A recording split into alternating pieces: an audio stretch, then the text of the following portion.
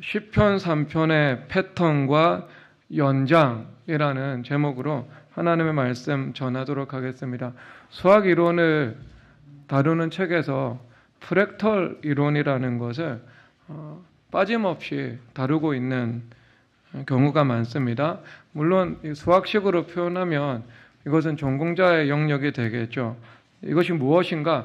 하나님께서 자연을 만드실 때 부분과 전체 안에 통일된 패턴을 심어 놓으셨다라는 겁니다. 여러분, 번개 모양을 보죠. 그러면 번개에 큰 줄기가 있고 가지가 있습니다. 번개 가지에 나타나는 지그재그 모양이요, 번개 줄기에도 역시 이 알파벳 G자 모양으로 동일한 패턴으로 나타나고 있죠. 그래서 이 패턴이 부분에도 있고 전체도 있는 겁니다. 그래서 이 부분과 전체 기하학적인 패턴이 통일성을 갖추고 유사성을 갖추고 관찰되는 것, 이것을 프랙털 이론 이렇게 말을 하는 겁니다. 그래서 나뭇가지를 봐도요, 원가지나 아니면 원가지에서 뻗어나온 가지나 모두 똑같은 패턴으로 자라나고 있잖아요. 그래서 이것을 통해서 우리가 하나님께서 이 세상을 만드셨음을 분명히 알 수 있게 되죠. 왜냐하면 한 분 하나님 안에서 이 만물이 존재하기 때문에 그런 통일성과 규칙성, 그리고 부분에 나타나는 패턴과 전체 구조에 나타나는 그 패턴이 상호 일치되는 것을 우리가 보게 되는 겁니다. 만약에 하나님이 없다고 생각하면 이 세상은 카오스의 무질서, 그리고 우연이라는 사상적인 기반 위에 서 있을 수밖에 없죠. 근데 무질서와 우연의 세계 속에 프랙털 이론이라는 이 패턴의 규칙성과 통일성이 자리 잡을 수는 없게 되는 것입니다. 그래서 이것은 창조자 하나님으로부터 이 모든 세계는 연역되어 있는 세계인 것임을 우리가 분명한 기납적 관찰을 통해서 알게 해주는 것을 말씀하고 있는 겁니다. 골로새서 1장 16절, 그래서 다 함께 읽도록 하겠습니다. 만물이 그에게서 창조되되 하늘과 땅에서 보이는 것들과 보이지 않는 것들과 혹은 왕권들이나 주권들이나 통치자들이나 권세들이나 만물이 다 그로 말미암고 그를 위하여 창조되었느니라. 아멘. 창조주 대신 한 분 하나님 안에 있기 때문에 기하학적인 패턴도 통일성과 유사성과 규칙성을 가지고 있음을 말씀을 해주고 있는 거죠. 그래서 성경도 여러분 똑같이 통일성을 가지고 있습니다. 성경 신학 이러면은요, 또 유기성과 통일성의 관점에서 성경을 바라보는 것 말씀을 하고 있습니다. 그래서 창세기 1장에서는 태초에 하나님의 천지를 창조하시니라. 그리고 요한계시록 21장 22장에서는요 하나님께서 새하늘과 새 땅을 완성하심으로 성경을 닫으시죠. 그래서 이것은 창조라는 통일성으로 성경을 구성하고 있는 것을 보여주고 있습니다. 뿐만 아니라 아담이나 에녹이나 노아, 욥, 아브라함, 이삭, 야곱, 모세, 여호수아, 그리고 다윗에 이르기까지 이 모든 인물이 사실상 예수 그리스도를 가리키고 있는 표지판, 그림자 역할을 하고 있는 것입니다. 그래서 예수 그리스도 안에서 이들의 성품과 인격과 하나님과 관계의 이 믿음의 여정이 통일성 있는 패턴으로 우리 가운데 환하게 드러나고 있죠. 대표적으로는요, 십자가가 있으면 부활이 있는 것, 그리고 큰 위기 속에서 큰 도우심을 경험하는 것, 이것이 늘 같은 패턴으로 드러나게 되는 겁니다.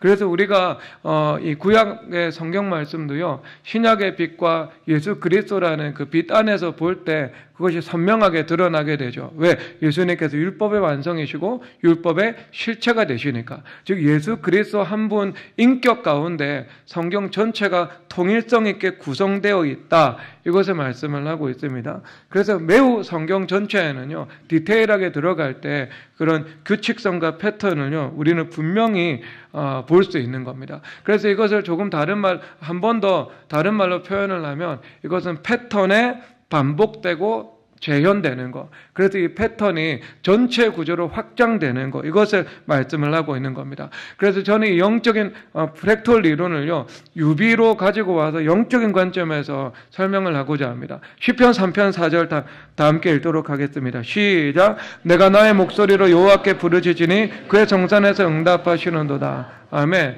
여러분, 이 시편의 배경이 무엇인가? 다윗이 그의 아들 압살롬을 피할 때 지은 시라고 분명히 말씀하고 있죠. 압살롬을 피할 때, 즉 다윗의 인생의 고난의 제1막이 펼쳐지고 있는 순간입니다. 고난이 올 때 시간이 조금 지나면 그 고난을 수용을 하게 되죠. 그리고 도전해 나가면서 극복해 나갑니다. 이것은 고난의 중반이라고 볼 수 있다면, 이제 클라이막스로 가면서 이제 하나님께서 행하시는 일에 이 마지막을 기대할 수 있는 그 산막과 사막에 있는 거예요. 그런데 바로 1막입니다.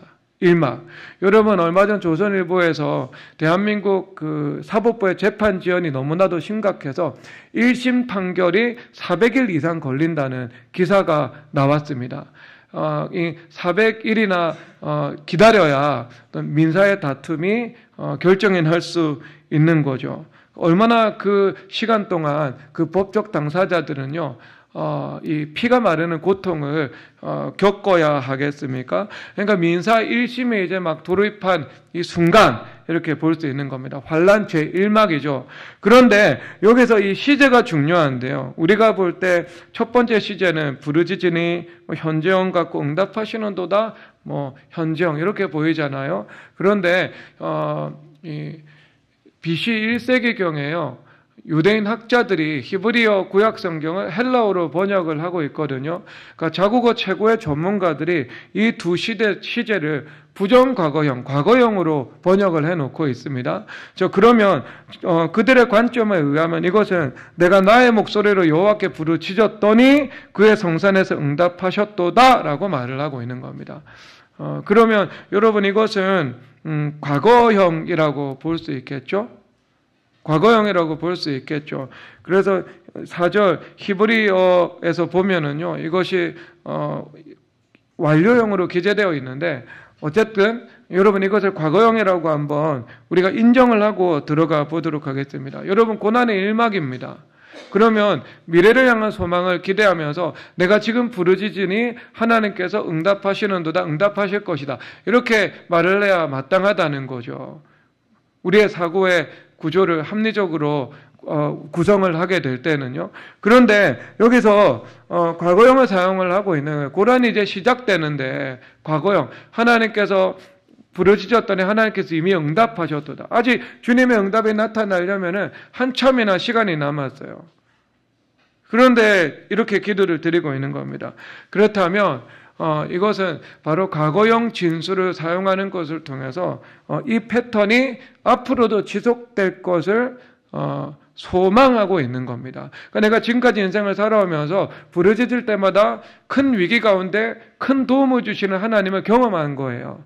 그래서 지금까지 하나님께서 그 패턴으로 인도하신 것처럼 지금 내가 고난이 시작되고 있지만, 앞이 깜깜하지만, 그럼에도 불구하고 그 프랙털 이론이 적용이 되어서 이 패턴이 미래로 또한 연장될 것을 말씀을 하고 있는 겁니다. 그래서 이 연장이라는 것은요, 그 영어로는 extension, 그러니까 연장하다, 이것을 말하고 있거든요. 그러니까 과거의 패턴이 현재로, 현재에서 영원한 미래로 연장될 것이다, 이것을 말씀을 하고 있는 겁니다. 그러니까 큰 지금 인생의 위기 가운데 하나님께서 지금도 도와주실 것을 선포하고 있는 겁니다. 여러분, 이것이 다윗의 신앙의 진정한 실력입니다. 다윗은요, 본인이 가나안 정복 전쟁을 하든 아니면 본인의 죄로 인해서 징계를 받든 상관없이 인생의 문제가 올 때마다 언제나 다윗이 인생의 문제를 풀어나가는 근본적인 방법은요, 절대적으로 하나님만을 바라보고 하나님을 의지하는 패턴이었던 것입니다. 자, 이것이 오늘 설교의 도입입니다. 자, 그러면 여러분, 일단 우리가 이 반대편에서 이 패턴의 관점에서 주의해야 되는 사항이 있겠죠?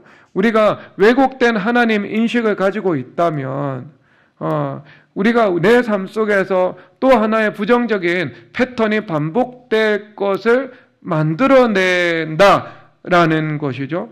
여러분, 사람들이 이런 하나님 앞에 조금은 화가 나 있고, 또 하나님 앞에 조금은 서운한 상태를 가지고 있는 사람들도 있습니다. 왜냐하면 이것이 본인의 죄나 그리고 그 죄로 인한 어떤 결과, 이것이 정당한 비례관계가 있다고 여겨지지 않을 때, 그리고 본인이 살아왔던 삶의 과정과 나타난 이 삶의 현실이 인과율의 관점에서 연역적으로든 기납적으로든 서로 연결고리가 맺어지지 않을 때, 그럴 때 사람은 하나님 앞에 조금은 화가 나고 조금은 서운할 수 있죠. 욥기 전체가 그 이야기를 말하고 있거든요. 욥기 전체가. 여러분, 그래서 이것이 조금 완화된 상태로는요, 사람들이 어떻게 생각하는가? 하나님 왜 내 기도 들어주지 않으세요? 하나님 왜 내게 좋은 것 안 주세요? 하나님 왜 내게 힘들고 고통스러운 일만 허락해 주세요? 하나님 어떻게 나한테 이러실 수 있으세요? 여러분, 이런 생각은 신앙의 여정 가운데요, 한 번 정도는 누구나 충분히 해볼 수 있는 생각일 수 있는 겁니다. 예, 그렇죠. 공감되는 분이 많이 있을 거예요.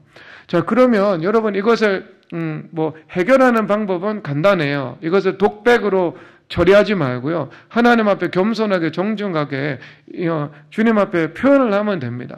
하나님 앞에 무릎 꿇고 겸손한 마음으로, 하나님 어떻게 저한테 이러실 수 있어요? 제가 주님 앞에 좀 화가 나고요, 조금 서운한 것 같아요 라고 주님 앞에 이렇게 기도를 드릴 수 있습니다. 그러면은요, 성령 하나님께서 들어오셔서 여러분들의 기도를요, 인도해 나가십니다. 그래서 TV에서 이 리모컨으로 채널 바꾸시는 것처럼요, 하나님께서 이 채널에 전환을 허락해 주시면서 내 관점을 주님께서 옮겨 주십니다. 아, 그렇군요 라고 하면서요. 물론 나중에 주님 말씀하시는 상황도 되게 많이 있을 거예요. 자, 그러면 여러분, 우리가 하나님에 대한 인식이 이 깊고 광대하고 종합적인 그 인식의 틀을 가지고 살아가야 되거든요. 그래서 인생에 고난이 있어도 선하신 하나님의 계획 안에 있는 것이고, 우리가 기도하고 하나님 은혜 안에 있다면 하나님께서 결국 하나님 은혜 안에서 고난도 가져가 주시고 더 고난보다 좋은 것을 허락해 주신다는 믿음, 그러니까 선한 것을 남긴다는 이 믿음, 이것을 우리가 종합적인 인식의 틀로 기본적으로 가지고 있어야 하는 것입니다.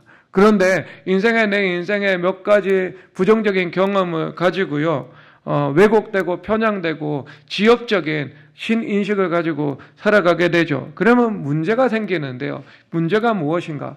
그것은 그것으로 인해서 내 인생에 파열음이 오는 것도 있겠지만, 그것보다 더 중차대한 문제는 하나님께서 믿음의 시각을 통해서 우리 가운데 복을 베풀어 주시는데, 그 왜곡된 인식 때문에요, 하나님께서 우리에게 주시는 좋은 것을 누릴 수 없게 된다는 것입니다. 여러분, 불신이라는 것은요, 하나님을 믿지 않는 것을 불신이라고 말하지 않습니다. 불신이라는 것은요, 하나님에 대해서 왜곡된 것을 믿는 거죠. 그러니까 하나님은 권능을 베푸시고 선을 베푸시는 분이 아니다라고 생각하는 거죠. 그래서 하나님께서는 이 문제를 풀어나가실 수가 없다라고 믿게 되는 거죠. 그래서 불신은요, 바른 것을 믿는 신앙이 아니고 그릇된 것에 토대를 두고 있는 신앙, 그릇된 믿음의 신앙이라고 정의 내리는 것이 훨씬 더 정확할 것입니다. 여러분, 이스라엘 백성들이요, 지구에서 가장 강력한 권력자 밑에서 압제로 고통을 받았거든요. 그러니까 이것이 그들이 가지고 있는 관점을 비틀어 놓게 되어 있습니다. 여러분, 이것은 어떤 인종적인 관점에서 보지 말고 본성의 관점에서 한번 생각해 볼 필요가 있습니다. 애덤 스미스가요, 국부론에서 이렇게 말을 하고 있습니다. 노예 노동이요, 생산성이 떨어지는 고비용 구조의 시스템이라는 겁니다. 그러니까 대부분의 경우에는 노예 노동을 통해서 수익을 거둘 수가 없다라고 진단하고 있습니다. 왜 그런가? 노예들은요, 밥을 많이 먹으려고 하고 일을 가능한 한 적게 하려고 합니다. 왜냐하면 이것은 노예가 인종적으로 무시하는 것이 아니고요, 그것은 본성적인 거죠. 왜냐하면 자기 땅을 경작하지 않아요. 열심히 일을 한다고 해서 자기가 잉여의 소득을 얻을 수 있는 것이 아닙니다. 또 재산을 축적해 나가서 또 자유로운 삶을 살아갈 수 있게 되는 것이 아니에요. 그렇기 때문에 본성적으로 게으를 수밖에 없고 본성적으로 이를 회피하는 방향으로 움직여 나갈 수밖에 없고 본성적으로 어떤 창조성이나 진취성을 가지고 그 땅이나 자신이 하는 기술을 개량시켜 나갈 수 있는 요인이 전혀 없는 거죠. 물론 여러분 성경에서는요, 이 본성의 극복을 말하고 있습니다. 그래서 모든 일을 죽게 하는 것처럼 하라. 그러면 주님께서 상을 주신다. 그러니까 하나님께서는 이 본성의 극복을 말씀하고 있는데요. 모든 노예들이 이런 본성을 극복하는 믿음을 가지고 있는 것은 아니잖아요. 그러니까 본성을 극복하는 면이 아니고 본성적인 차원에서 볼 때는 여러분 이 노예는요 생산성이 떨어질 수밖에 없는 거예요. 그래서 잉글랜드의 농업 생산량이 다른 유럽에 비해서 비약적으로 높았던 이유에 대해서 설명을 하고 있는 게 그 농업제도 시스템을요 노예 노동이 아니라 소작농에서 이 거의 자작농에 가까운 곳으로 시스템이 혁신이 되어 나아가게 되거든요. 그러니까 자기의 땅을 개간을 하기 때문에요. 농부들이 최선을 다해서 씨를 뿌리고 기경을 하고 추수를 하게 되는 일들이 나타나게 된다. 그래서 높은 생산성이 나타나게 되는 거죠. 자, 그러면 여러분 이것이 이스라엘 백성들이 가지고 있었던 노예 근성의 본성적인 자연스러운 이런 우리의 우리 해석이 나올 수밖에 없는 거예요. 그렇죠. 그들도 아브라함의 후손으로서 살아가고 있었지만 시간이 점점 거슬러 오고 자손이 가지가 뻗어나가면서 아브라함의 그 순전한 신앙은요 점점 탈색되어 나아갔겠죠. 그러면서 그 자리를 신앙 아닌 것들이 자리를 잡기 시작했을 것이고요. 그리고 외부 환경의 변화를 통해서 이 지독한 이 권위의 압제 속에서 살아가게 되는 거예요. 그러면 그들이 강제노동을 지속하는 삶을 살아가면서 원망하고 불평하고, 그렇죠. 그리고 성실하게 일하려는 것보다는 이 게으르게 살아가게 되고, 그리고 마음속에 능동적인 요인이 전혀 없잖아요. 그러니까 진취적인 삶을 살아가는 것보다 피동적인 삶을 살아가는 것이 너무나도 익숙해진 것입니다. 그러니까 여러분, 그러니까 노예들의 관점은요, 인식의 구조는요, 왜곡될 수밖에 없는 거예요. 매우 자연스럽고 매우 본성적이죠. 여러분 한번 생각해 보니까요. 그러니까 하나님께서 가만 보니까 이 이스라엘 백성들을 가만 내버려 두면 안 되겠는 거예요. 이 백성들의 구조를 자유인의 구조로, 그러니까 그 자유 속에서 진취적으로, 능동적으로 주님을 섬겨나갈 수 있는 구조로 바꿔나가야 되는 거 아니에요. 노예하고 완전 상극에 있는 거잖아요. 그러니까 노동자에서 자작농으로 주님께서 바꿔나가시는 거예요. 그러니까 하나님께서 그것을 바꾸기 위해 가지고 어떻게 하시는가? 애굽에 10대 재앙을 두시잖아요. 그래서 이것을 어떻게 하시냐 하면 디크레센도는 재미가 없잖아요. 점점 약하게. 여러분, 하나님께서 우리 수련회 가서 은혜를 베푸시는 거 할 때요. 이 수련회 첫 번째 예배는 이 인도자는요. 정말 힘듭니다. 제가 10년 동안 수련회 다니면서 거의 20차 가까이 수련회를 하면서요. 첫 번째 예배 힘들지 않았던 적이 없습니다. 마이크도 마음에 안 들고요.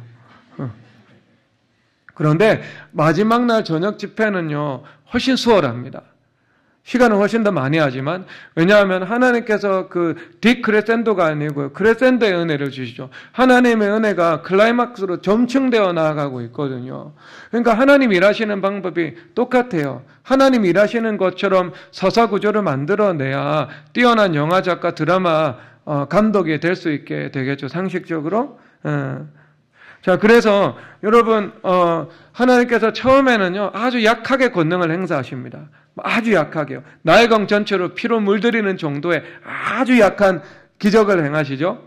점점 이 강도가 높아지잖아요. 그래서 마지막에는요 애굽의 장자 전체를 심판하시는 대재앙으로 하나님의 권능을 나타내시는 것입니다. 그래서 하나님께서 백성들을 가르치신 것이죠. 너희들 최고 권력자는 바로보다 훨씬 더 강한 힘을 가지고 계신 분이 바로 하나님이시다. 그러니까 큰 환난 가운데 큰 권능으로 나를 구원해 주실 수 있는 분이시다. 이것을 말씀을 하고 있는 거예요. 그런데 여러분 이것을 경험했음에도 불구하고요. 그들의 성품이 다 바뀌지 않고 광야 속에서 계속 원망하고 불평하잖아요. 원망하고 불평하니까 어떻게 돼요? 왜곡된 신인식을 계속해서 붙잡고 살아가니까 하나님께서 주시는 가나안의 선한 것을 누릴 수가 없는 거예요. 하나님의 사랑과 은혜를 주님께서 쏟아부어 주시기를 원하시는데 어떻게 해요? 어떻게 해요? 그가 하나님께 이 받아야 하는 그 잔을요 뒤집어 놓고 있는 거죠. 그러니까 은혜가 담기지 못하는 겁니다. 은혜가 다 밖으로 쏟아져 버리게 되는 겁니다. 그래서 여러분, 우리는 이런 의식의 편향성에서 자유케 되어야 할 것입니다. 그런데 여러분, 이 시편, 자, 또다시 이 프랙털 이론, 즉 이 패턴이라는 관점으로 돌아가도록 하겠습니다. 왜? 패턴은요 반복을 낳거든요. 왜곡된 신인식의 패턴은요 내 인생의 그 결과의 반복을 낳거든요. 그러니까 바뀌어야 하는 거예요. 바뀌어야 하는 거. 자, 그러면 시편 3편 4절에 2절에 실패한 왕이 있거든요. 어떤 왕이가? 역대하 14장 11절 다 함께 읽도록 하겠습니다. 시작. 아사가 그의 하나님 여호와께 부르짖어 이르되 여호와의 힘이 강한 자와 약한 자에게는 주밖에 도와줄 리가 없사오니 우리 하나님 여호와여 우리를 도우소서. 아멘. 아, 여러분, 이거 정말 명문 아니에요? 명문장이죠.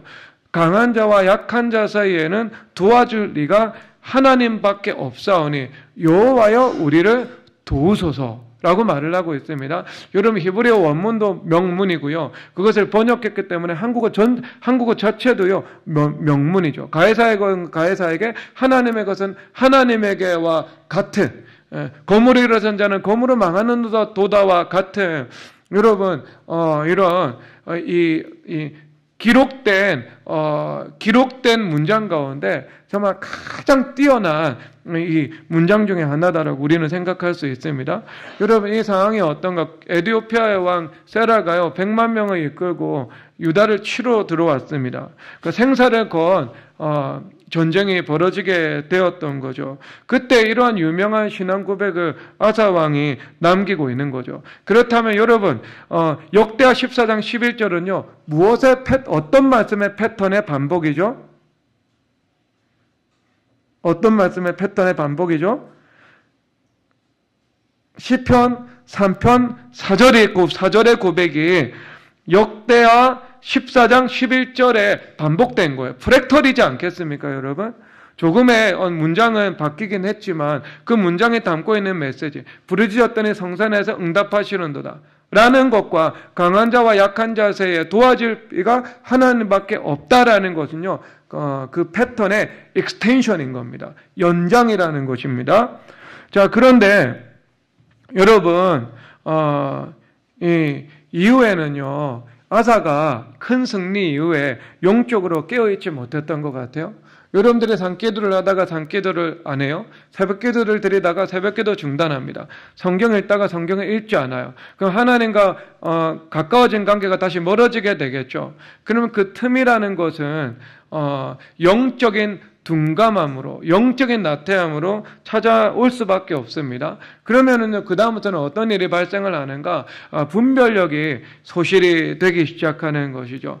그러니까 하나님께서 이 남유다의 왕 아사를 각성시키기 위해 가지고요, 하나님께서 한 번 더 북이스라엘 왕 바사를 일으키시는 거예요. 이 전쟁은 주님께서 일으키시기를 원하지 않으셨던 전쟁입니다. 불필요한 전쟁이에요. 아사의 인생에 이 굿왕 세라와의 100만 대군과의 이 귀주대처, 여러분 이거 하나면은요 충분해요. 그러니까 이스라엘 역사의 구국의 영웅으로 남을 일인데요. 그가 영적으로 잠들어 있다가 불필요한 전쟁을 한 번 더 인생에서 맞이하게 된 것이었습니다. 그러니까 여러분들은 이런 성령으로 시작했다가 육체로 마치는 우를 범하지 않기를 바랍니다. 한 번으로 끝날 인생의 세계대전을요 2차, 3차까지 여러분들이 만들어서 당하지 않기를 주님의 이름으로 축복합니다. 이것은 명백히 아사왕이 깨어있지 못했기 때문에 그를 강성시키기 위해서 하나님께서 허락하신 환난이었던 것입니다. 자, 그렇다면 여러분 여기서 만약에 다윗이라면 어떻겠습니까? 다윗이라면 인생의 모든 위기 속에서 시편 3편 4절이 반복되고 있잖아요. 다윗이 주도권이 없이 도망자의 신분으로 쫓겨나닐 때도 있었고요. 그리고 그가 이 절대 권력을, 모든 권력 수단을 손에 통제하고 있으면서 사방의 모든 이슈 가운데 본인의 강력한 레버리지를 행사할 수 있는 순간도 있었습니다. 그런데 이런 순간이나 저런 순간이나 다윗은요, 인생의 위기가 닥칠 때 그가 문제를 극복해 나가는 방법론은 한결같았던 거예요. 시편 3편 4절의 방법론으로 여호와께 부르짖었더니 그가 성산에서 응답하셨도다. 즉 한결같이 하나님을 바라보고 의지하고 부르짖어 기도하는 방법으로 문제를 풀어나갔던 것입니다. 그런데 아사왕은 그렇게 하지 않았던 거예요. 여기에서 아사왕의 신앙의 실력이 여지없이 드러나게 되는데요. 역대하 16장 2절 다 함께 읽도록 하겠습니다. 시작. 아사가 여호와의 종 곡간 왕과 왕궁 곡간에 은금을 내어다가 다메섹에 사는 아람 왕 베나닥에게 보내며 이르되 아멘. 그러니까 다윗의 속국이었죠. 본래 유다에 조공을 바치던 아람 왕에게 조공을 바쳐서 그의 힘으로 이 위기에서 벗어나는 인본적인 방법과 수단을 동원하는 장면을 보여주고 있는 겁니다. 여러분, 조금만 좀 다른 각도에서 우리가 문제를 풀어나가는 지혜에 대해서 한번 생각해 봅시다. 여러분, 외교적인 역학관계 동원할 수 있죠. 우리도 한미동맹이 있잖아요. 북한을 제어하는데. 그리고 군사적인 힘 필요하잖아요. 우리나라도 잠수함 건조하고요. 이지스함 필요하죠. 그렇죠. 일본과 중국의 해군에 대응하기 위해서는요, 좀 필요한 겁니다. 그리고 우리가 실력 있는 의사를 찾을 수도 있고, 그리고 뛰어난 변호사를 구할 수도 있고요. 그리고 뭐 부동산이나 회계나 이 경영 컨설팅을 받아가지고요, 어떤 전략적인 해안을 우리가 얻을 수도 있는 겁니다. 성경의 근거가 어디에서 나와요? 성경 어디에서 근거가 나옵니까? 성경에서요, 솔로몬이 하나님의 성전 지을 때 이방 왕이었던 두루 왕의 석공과 목공들을 불러가지고요, 그들로부터 기술을 이전받잖아요. 그들과 함께 성전을 건축하지 않습니까? 그러면 세상의 최고 전문가들의 도움을 얻어서 하나님의 성전을 건축해 나간다. 이것을 성경에서 말씀해주고 있는 것이지 않겠습니까? 그렇다면 이것은 그런 문제가 아니라 그 본질의 문제인 거죠. 하나님을 더 이상 의지하지 않는 겁니다. 우리가 늘 기도하면서 충분한 은혜 덮어쓰기를 하고요. 그 다음에 하나님께서 우리 가운데 빛을 비추어 주시고, 하나님께서 빛을 비추어 주시고 인도해 주실 때 그것에 따라서 우리가 과학적인 이 타당성 분석과 조사를 통해 가지고요, 마땅히 지혜롭게 행할 바를 행할 수 있는 거죠. 그런데 그런 프로세스를 밟아 나가지 않고요, 거짓과 두려움에 미혹이 되어서 하나님을 구하지 않고 세상을 먼저 구하는 방법으로 행해 나갔던 겁니다. 이것을 우리는 무슨 주의라고 말하는 거죠? 무슨 주의? 율법주의다라고 말을 하는 겁니다. 그러니까 이것이 여러분 아사의 그 프랙탈 이론에서 실패한 거예요. 그 패턴의 반복에서 실패한 것입니다. 그래서 인생의 큰 실패, 큰 위기가 큰 도움이 아니라 큰 위기가 큰 실패가 되는 일로 기결이 되었던 것을 말씀을 하고 있는 겁니다. 여러분, 우리가 미래를 아시는 주님 앞에서 주님의 계획과 상관없이 우연적으로 우발적으로 일어나는 일은, 좋은 일이든 나쁜 일이든 하나도 없다. 이것이 우리의 신앙의 기본 명제입니다. 여러분, 에스더서 6장 13절 다 함께 읽도록 하겠습니다. 읽겠습니다. 시작. 자기가 당한 모든 일을 그의 아내 세레스와 모든 친구에게 말하며 그중 지혜로운 자와 그의 아내 세레스가 이르되 모르드게가 과연 유대 사람의 우선이며 당신이 그 앞에서 굴욕을 당하기 시작하였으니 능히 그를 이기지 못하고 분명히 그 앞에 엎드려지리이다. 아멘. 여러분, 페르시아의 총리 하만이 유대인에 대한 제노사이드, 인종청소를 기획하고 있었죠. 그리고 이것은 법안이 이미 통과된 상황입니다. 왕도 거부권을 행사하지 않았어요. 그러니까 지금 이 민족의 운명이 달려있는 순간이죠. 그때 모르드게가 아하수에로 왕을 죽이고자 하는 모반의 의무를 그가 알아채고요, 고발했던 적이 있습니다. 왕의 구원자가 되었죠. 그런데 그는 잊혀졌고요, 어떤 보상도 받지 못했습니다. 근데 이 순간에 하나님께서 아하수에로가 잠들지 못하게 하신 거죠. 그래서 잠들지 못하게 하니까요, 하나님께서 그가 왕의 역대 얘기를 읽게 하신 겁니다. 근데 공교롭게도 그때 읽었던 부분이 모르드게가 자기를 충성된 말로 고발해서 구원해 주었지만 그에게 어떤 종기도 베풀지 않았다는 사실을 발견하고 눈을 번쩍 뜨게 된 거예요. 여러분, 이런 대단한 이 우연을 가장한 필연이 있겠습니까? 하나님께서 하신 거죠. 하나님만이 아하수에로 왕 잠들지 못하게 하시고 그의 중추신경 가운데에 있는 수면 시스템을요 턴오프하지 않으신 거예요. 각성 상태를요 만들어 놓으신 거죠. 그 다음에 역대 얘기를 읽을 마음을 주시고요. 세상에 제일 재미없는 게 업무 매뉴얼 아니에요? 여러분 잠 안 온다고요? 잠 잘 오겠다. 그렇죠. 이미 예전에 이 상무님한테 보고 올린 기획안 이거 내가 보고 있는 거예요. 세상에 제일 읽기 싫은 거 아니겠어요? 차라리 만화책을 보지. 차라리 신문을 보고 가십을 읽지. 네이버 탐험을 하지. 뭐 하려고 여러분 자기가 했던 업무 기록을 읽어봅니까? 누구도 하기 싫은 짓인데 그 퇴근한 순간인데요 지금. 워커홀릭도 아닐 텐데 전제군주가. 자, 근데 지금 이렇게 하고 있는 거예요. 하나님께서 보게 하신 거예요. 마침 그리고 그 기록을 보게 하신 거죠. 그리고 나서 하만을 부릅니다. 모르드게를 불러가지고 그에게 왕의 타는 말을 태우고 왕의 쓰는 왕관을 씌운 다음에 왕이 존경하게 하는 자에게 이렇게 하시기를 원하노라라고 공포하며 온 성읍을 돌아다니라고 말을 합니다. 그래서 그가 번뇌하면서 집에 돌아오게 된 거예요. 그때 그의 지혜로웠던 아내 세레스가 말을 하는 건데 이제 기세와 흐름이 바뀌었으니까 능히 그를 이기지 못할 것이다 라고 말을 하고 있는 겁니다. 이미 한겨울은 지나가고 봄날이 찾아온 거예요. 봄날이 찾아온 순간에 역행해서 겨울이 다시 올 수는 없게 되는 거잖아요. 시간이 지날수록 점점 뜨거운 봄날이 우리 가운데 더 짙게 찾아올 수밖에 없는 것이지 않겠습니까? 그렇죠. 그러니까 여러분 인간이 사는 세상이다. 인간만이 사는 세상이다. 보이는 것과 보이지 않는 것이 있는데 보이지 않는 것은 전혀 없고 보이는 것만 존재하는 인간이 사는 세상이다. 그러면은요 우연적이고 우발적인 사건을 통해 가지고요 이 기세와 흐름은요 뒤집어질 수 있습니다. 뒤집을 수 있죠.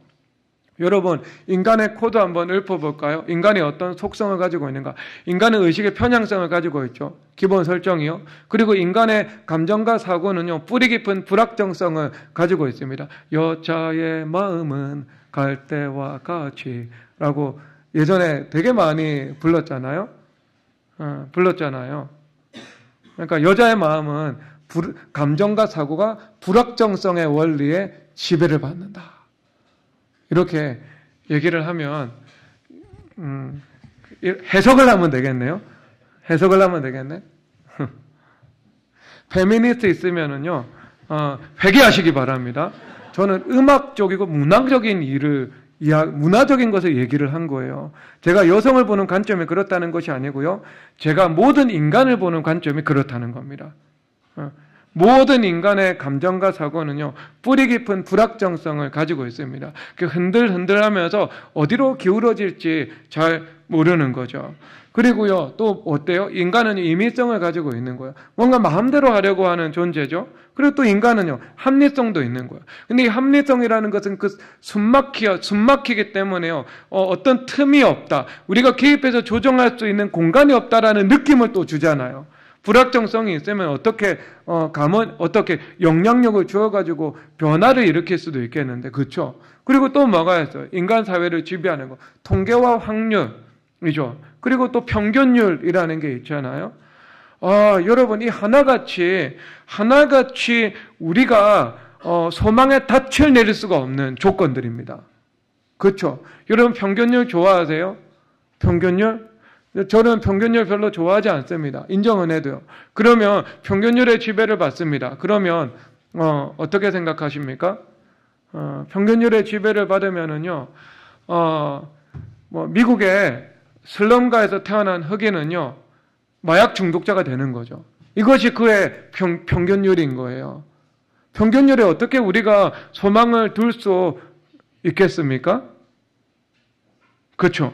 그러니까 여러분, 저는 평균율에 제 소망을 전혀 두고 싶지 않습니다. 자, 그리고요, 또, 불확정성은요, 불확정성대로 우리가 소망의 닻을 내릴 수가 없는 거 당연한 것이지 않겠습니까? 이것이나 저것이나.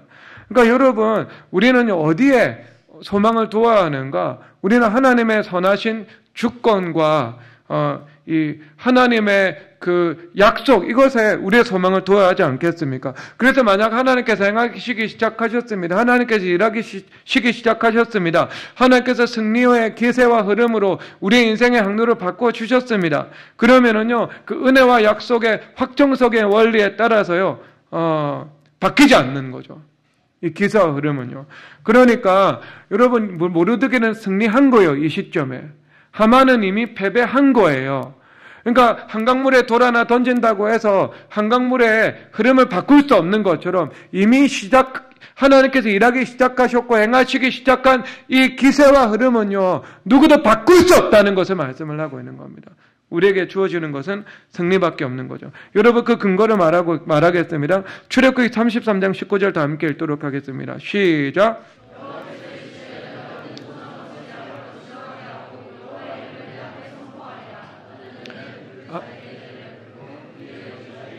자, 여기서 하나님께서 은혜 베풀 자에게 은혜 베풀고 긍휼을 여길 자에게 긍휼을 여기신다라고 말씀을 하고 있죠. 이것은 하나님의 권능과 은혜를 표현하는 전형적인 말씀이거든요. 그러니까 하나님의 선하기에 우리의 인생과 우리 자녀들의 인생과 우리 산업의 미래가 다 달려있다 말씀인 겁니다. 여러분, 이것은 절대로 절망 주는 거 아닙니다. 하나님께서 우리 죄짓게 하시고 우리 어둡게 하시고 우리를 완악하게 하시고 우리를 강팍하게 하신다라는 것이 절대로 아닙니다. 절망의 운명에서 벗어날 수 없다는 것이 아니고요. 은혜의 숙명에서 우리는 도망갈 수 없다는 것을 말씀해 주고 있는 거예요. 여러분, 시편 6편 1절에서 2절에서 그 증거를 말씀드릴 텐데 다 함께 읽겠습니다. 시작. 여호와여, 주의 분노로 나를 책망하지 마시오며 주의 진노로 나를 징계하지 마옵소서. 여호와여, 내가 수척하였사오니 내게 은혜를 베푸소서. 아멘. 아멘. 내게 은혜를 베푸소서. 지금 다윗은 밧세바와의 간음과 우리아를 살인한 죄로 인해서 큰 징계를 받는 상황입니다. 그래서 얼마나 그 징계가 큰지 압도하시는 주님의 진노와 분노 안에서 내가 수척해 있다, 뼈가 마르고 있다 라고 고백하고 있는 겁니다. 그러니까 여러분, 이것은요, 인생의 하방입니다. 이거 인생의 최저점의 순간이에요. 가장 밑으로 굴러떨어진 순간이에요. 그런데 그 순간에도 은혜를 베푸소서, 즉 하나님의 은혜가 지배하고 있다라는 것들을 말씀하고 있는 겁니다. 여러분, 우리가 인생을 살아가다 보면은요, 인지 밖에 문제가 있고요, 인지 안에 들어온 문제가 있습니다. 인지 밖에 있는 문제들은요, 예를 들어서 하나님께서 우리의 미래를 위한 종합적인 계획 안에 있으면서 장차 더 큰 문제가 되고 장차 시한폭탄이 되기 때문에요. 그것이 작은 불씨로 존재할 때 주님께서 해결해 나가고자 하시는 것이죠. 해결해 나가고자 하시는 것. 음란의 문제도 될 수 있고 교만의 문제도 될 수 있고 탐심의 문제도 될 수 있습니다. 자, 이것은 장차 우리의 삶의 영역이 확대되었을 때, 하나님의 큰 축복을 받았을 때 큰 문제가 되겠죠. 큰 축복만큼 이 불씨는 더 크게 불타오르게 되겠죠. 그래서 높은 곳에 올라가서 아주 크게 떨어진 사람이 얼마나 많은지 신문에 이슈를 장식을 하고 있지 않겠습니까? 그러면 하나님의 선하신 계획 안에서요, 내가 인지하지 못하고 있는 것을 인지 밖에 있는 문제를 인지 안으로 옮겨오시게 되는 겁니다. 그러니까 그 문제가요, 어두움에 감추어져 있다가 빛으로 드러나게 되는 것을 말씀을 하고 있는 거죠. 참 그때는 고통스럽죠, 누구나. 그런데 그 고통의 순간에 인지 밖에 있는 문제가 인지 안으로 들어오게 되는 거예요.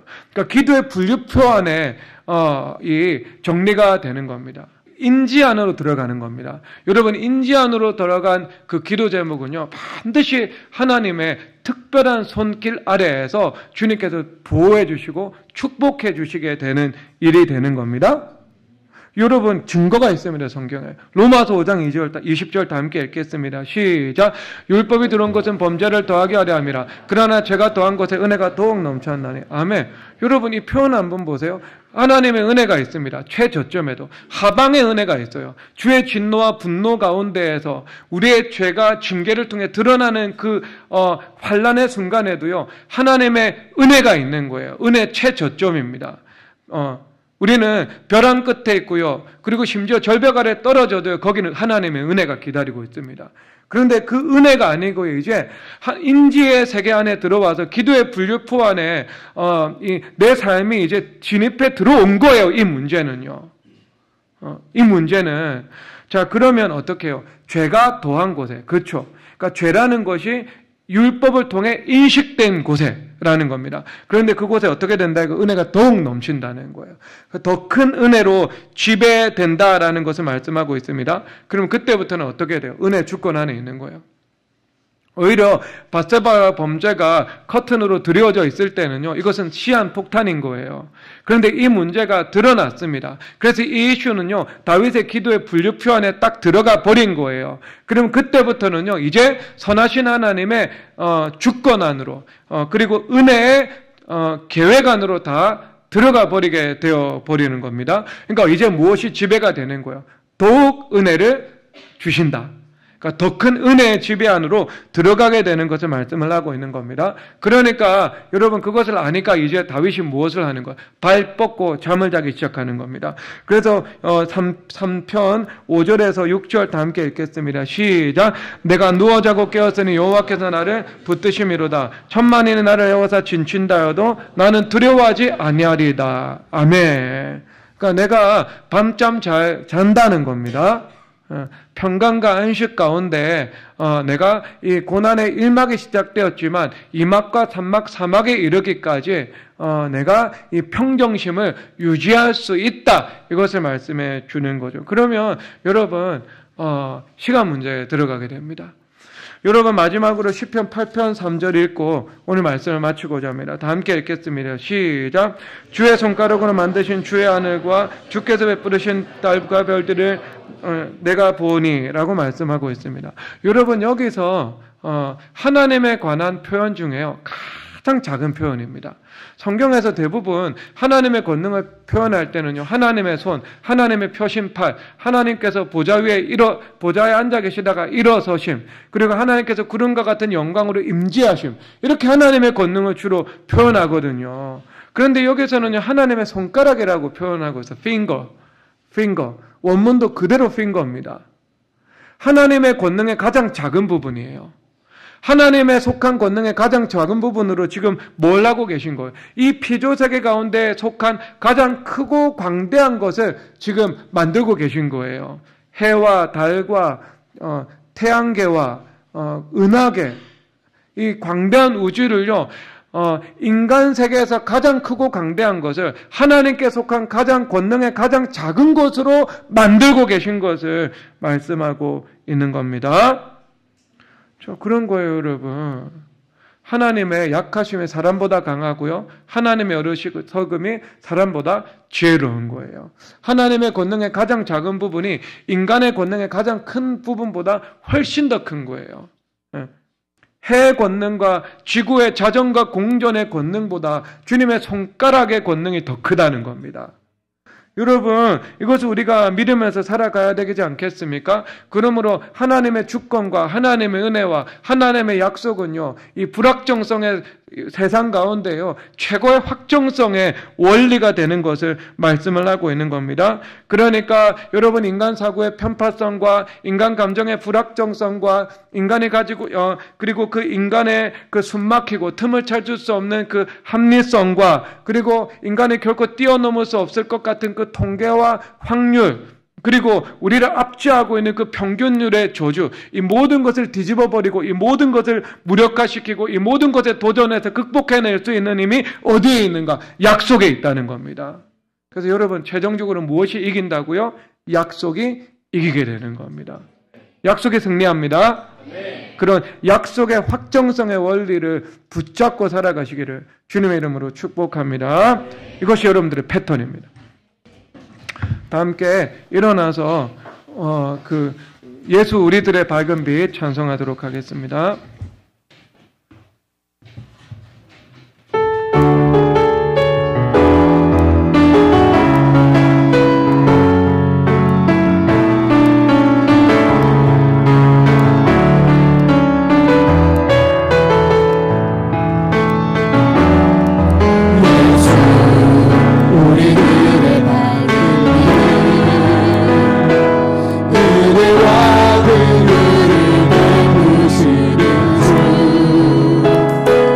우리의